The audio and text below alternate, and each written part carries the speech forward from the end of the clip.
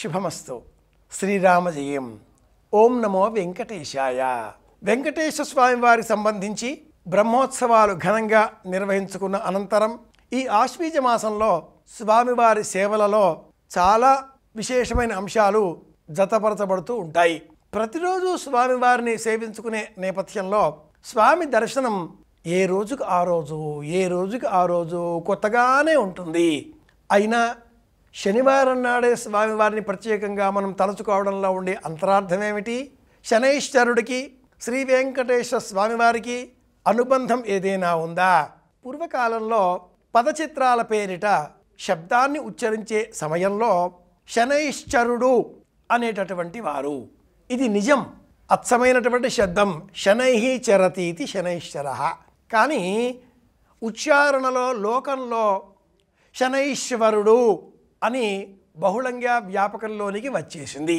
ఈశ్వర శబ్దం సర్వవ్యాపకం కనుక శనైహి చరతీతి శనైశ్చరః అన్న శబ్దం కాస్త శనైశ్వరుడుగా లోకంలో తప్పుగానే అయినప్పటికీ ఈశ్వర శబ్దాన్ని ఎవరూ తప్పు పట్టుకోకూడదు కాబట్టి శనైశ్వరుడు అంటూ లోకంలో బహుళ ప్రచారంలోనికి వచ్చేసింది.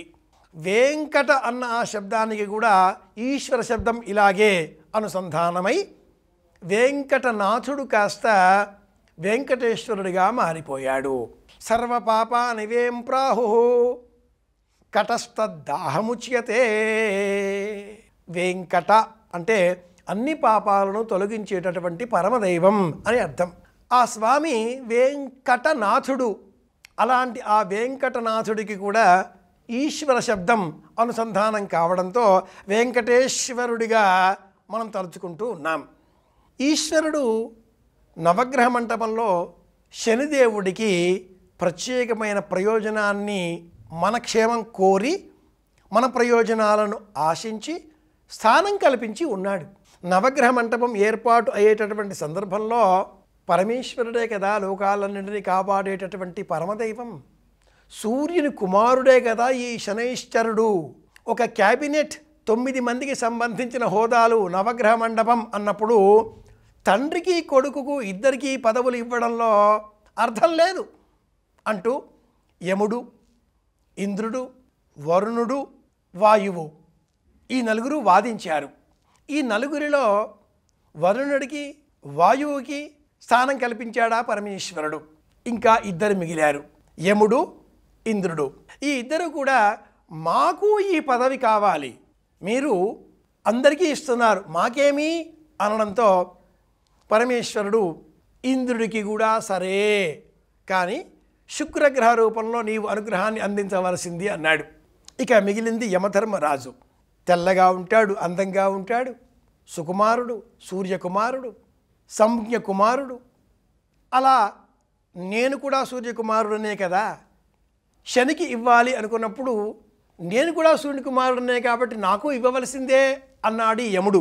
సూర్యుడికి సంజ్ఞ, ఛాయ, ఉష ఇలా అండ్ర పేర్లు 4 వరకు పురాణాలు చెబుతూ ఉంటాయి. ఇందులో సంజ్ఞ, ఛాయ ఈ 2 ప్రత్యేకం. ఛాయ కుమారుడు శనైశ్వరుడు, సంజ్ఞ కుమారుడు యమధర్మరాజు.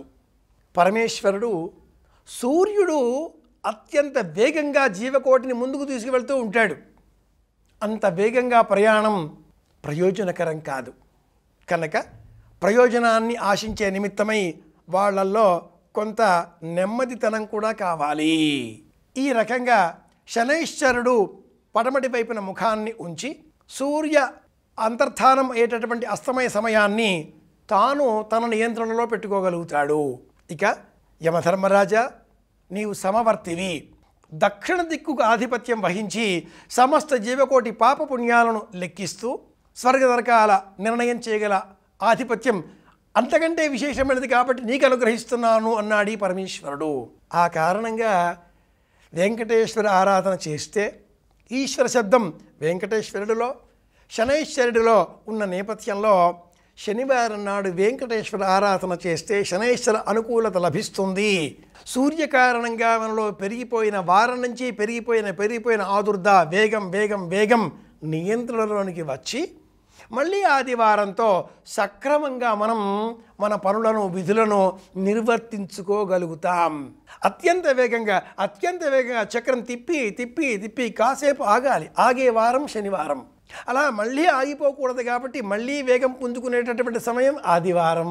బొంగరం తన చుట్టూ తాను తిరుగుతూ మధ్యలో కాసింత ఆగి స్థలం మార్చుకుని మళ్ళీ తిరగడం ప్రారంభం చేస్తుంది. అది ఎలాగో మన జీవన వృత్తాంతంలో కూడా వారం ఒక నిర్దిష్టమైనటువంటి సమయం, ఆదివారం నుంచి శనివారం.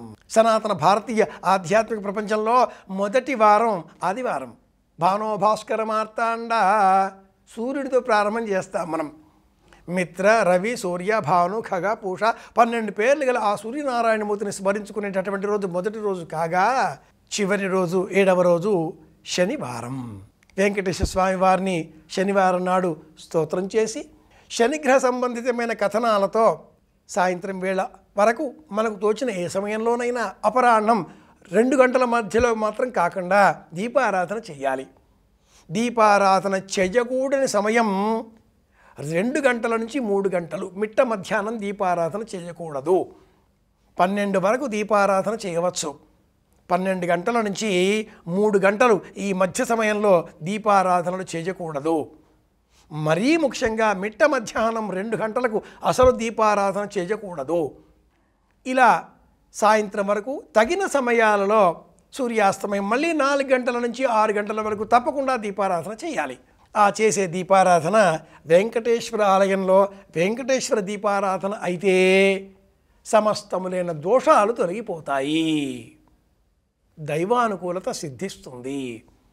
భగవంతుడి అనుగ్రహంతో తలపెట్టిన ప్రతి పనిని విజయవంతంగా పూర్తి చేసుకుందాం. వెంకటేశ్వర దీపారాధన అంటే మనలో ఉండే బద్ధకాన్ని ఒక దీపం వెలిగించడం ద్వారా తొలగించుకోవడమే.